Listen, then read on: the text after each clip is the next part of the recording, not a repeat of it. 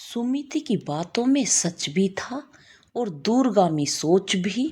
रानी सैली सोच रही थी, सुमति की किसी भी बात से इनकार नहीं कर सकती थी। अब ये बहुत चिंता का विषय भी था। करे भी तो क्या करे।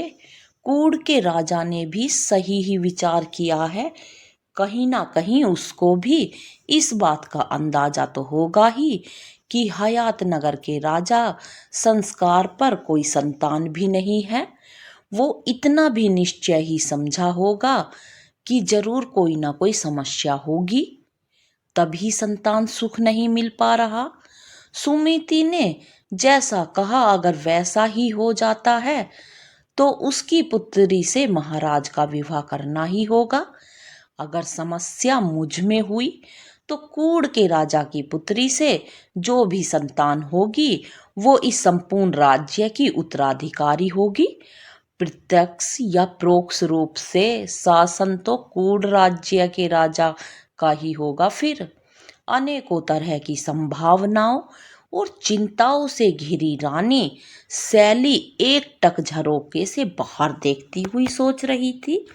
तभी उसे आवाज आती है, महारानी की जय हो, महारानी की जय हो। रानी सैली अपनी सोच से बाहर आती है और पीछे पलटकर देखती है तो सुमति खड़ी थी। रानी उसकी तरफ एक नजर देखकर फिर झरोके की तरफ देखने लग जाती है।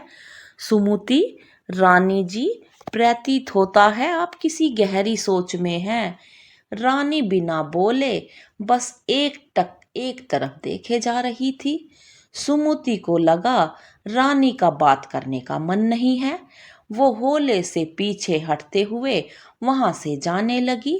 रानी सैली ने उसको जाते हुए देखा तो बोली, कहाँ जा रही हो जी? कहीं नहीं, यूं ही। मैं तो, मुझे लगा आप सोच में हैं तो मैं कुछ और काम देख लेती हूँ। आओ हमारे पास बैठो, कुछ देर बातें करते हैं, रानी बोली। सुमति वही रानी के निकट ही बैठ गई। रानी सैली, तुम्हें पता है, कल से तुम्हारी बातें हमारे मस्तिष्क में घूम रही हैं। तुमने हमें बेचैन कर दिया है। अब हमें कैसे भी चैन नहीं है। हर वक्त कुछ ना कुछ मस्तिष्क में चलता रहता है। सुमति रानी जी, मैं तो बस आपको फिक्र करती हूँ, आपका भला चाहती हूँ, इसीलिए तो अप्रिय बात या भविष्य की अनिष्ट संभावना महसूस होती है। आपसे कह देती हूँ, यदि मेरी बातों से आपको कष्ट हुआ हो तो मैं माफी चाहती हूँ। महारानी सर झुकाकर सुमति बोली, कष्ट तो हमें हुआ है सुमति, मगर ये कष्ट भी जरूरी था, क्योंकि हमें इस दूरगामी समस्या के बारे में जानना भी तो था।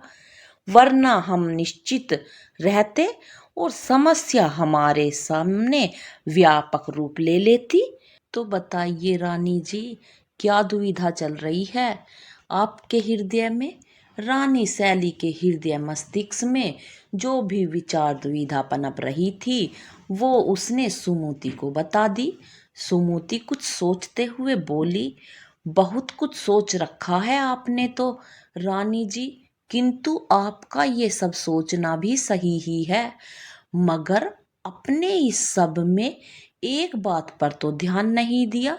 मुझे प्रतीत होता है उस तरफ आपका ध्यान देना बहुत आवश्यक है। कौन सी बात, ठीक से बताओ, रानी सैली कौतूहल से बोली। यही कि रानी जी, यदि कूड़ के राजा की पुत्री की संतान हो गई तो महाराज की और राजमाता की नजरों में उसकी महत्ता बढ़ जाएगी। आपका वजूद धीरे धीरे खत्म हो जाएगा। संतानहीन होने के कारण आपसे महारानी का पद भी छीना जा सकता है और भी बहुत दुर्गति हो सकती है। इतनी बुरी कि सोचकर ही हमें घबराना आ जाता है। रानी सैली बोली, ये सब तो मुझे भी दिख रहा है सुमति, मगर हल क्या है इस सब का, ये बता। वो भी तो सोच कुछ ऐसे बिना किसी हल्के भविष्य को सोचते रहे तो हम पागल हो जाएंगे। आप परेशान ना हो महारानी, मैं लगी हुई हूँ, कुछ ना कुछ हल जरूर खोज कर लाऊंगी। जल्दी कर सुमति, कहीं ऐसा ना हो कि वो कूड़ का राजा अपनी चाल खेल जाए और हम यहाँ हाथ पर हाथ रखे बैठे रह जाएं। तभी बाहर से आवाज आती है, राजमाता पधार रही हैं। रानी और सुमति तुरंत खड़ी हो जाती हैं। राजमाता कक्ष में प्रवेश करती हैं। सुमति उनको अभिवादन कर तेजी से कक्ष से बाहर निकल जाती हैं। राजमाता बैठते हुए बोलती हैं, कैसी हो सैली, कुछ दिवस से मिलने नहीं आई हमसे। रानी, मैं पूरी तरह ठीक नहीं हूँ राजमाता, कुछ ना कुछ मस्तिष्क में चलता रहता है, अनेकों तरह के विचार। छोड़ो ये बात, बीच में ही राजमाता बोली, तुम्हारी बेवजह सोचने की बहुत आदत है। ये बात तो तुम्हारे पिताश्री ने भी हमसे बताई थी, लेकिन अब हमें एहसास हो रहा है कि तुम जाने किस तरह के विचार, सोच और तरीके रखती हो। कभी कभी तो हमें महसूस होता है कि कुछ ना कुछ नकारात्मक तुम्हारे अंदर पनप रही है। नकारात्मकता? कैसी नकारात्मकता? ये क्या कह रही हैं आप राजमाता? चौंकते हुए रानी बोली, बिल्कुल सच कह रहे हैं, हम कुछ भी मन में नहीं रखते, जो हमें लगता है हम कह देते हैं। तुम कुछ भी अच्छा नहीं सोचती हो। ऐसा नहीं है राजमाता, मैं तो अपनी तरफ से पूरी कोशिश कर रही हूँ, पता नहीं आपको क्या महसूस हो रहा है। सुनो सैली मेरी बात, अगर हम एक पौधा भी घर में लाते हैं ना, तो उससे पहले अपने आप को तैयार करना होता है कि हमें उस पौधे की क्या ज़रूरत है, हम उसकी देखभाल भी कर पाएंगे या नहीं, तब जाकर वो पौधा घर में आता है। उसी तरह कोई जीव तब ही उदर में पनपता है जब हम उसकी ज़रूरत होती है। अगर हम उसके बारे में सोचेंगे ही नहीं, कोशिश ही नहीं करेंगे, तो क्या हो सकता है भला?